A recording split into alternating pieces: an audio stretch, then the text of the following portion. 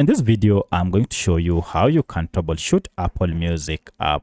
So if you are experiencing any challenge with your Apple Music app, maybe you can't play music or songs because the app can't open, or it is too slow, or it keeps on crashing, then let me show you how you can fix this problem.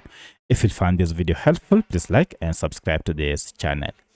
Now, to fix this problem, there are quite a number of steps you can take. In the first method, we need to access the app info page and clear the cache data for this app. To do this, just go ahead and long press on your app and then choose app info. From here, you can see we have the option to clear data here.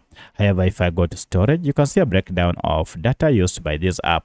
Of importance is this cache, and when you talk of cache files, these are just small files that your app normally collects and stores to enhance user experience. To clear this cache data, go ahead and tap on clear data down below and then choose clear cache and then OK. As you can see, the cache data has been wiped and also part of the other data.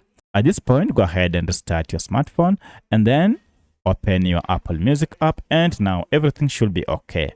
However, should this not work, then you need to go ahead and again come back to app info page for this Apple Music app and then tap on clear data, and this time around choose the first option, clear all data, and okay. For this action, you'll need to go ahead and log in afresh for you to start using your app. However, if this method does not work, then you need to go ahead and look for any update for this app, either through Google Play Store or App Store. So I'll go to Play Store because I'm on Android and then look for any update. As you can see, I don't have an update because I have the latest version of this app. One of the reasons why your app might be malfunctioning is because you are using an outdated version of Apple Music app that might not be supported.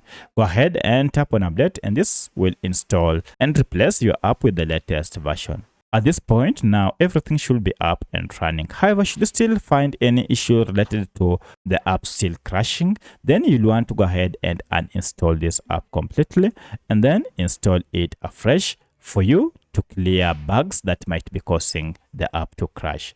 So by using any of these methods, you should be able now to fix your app and have it up and running without any issue.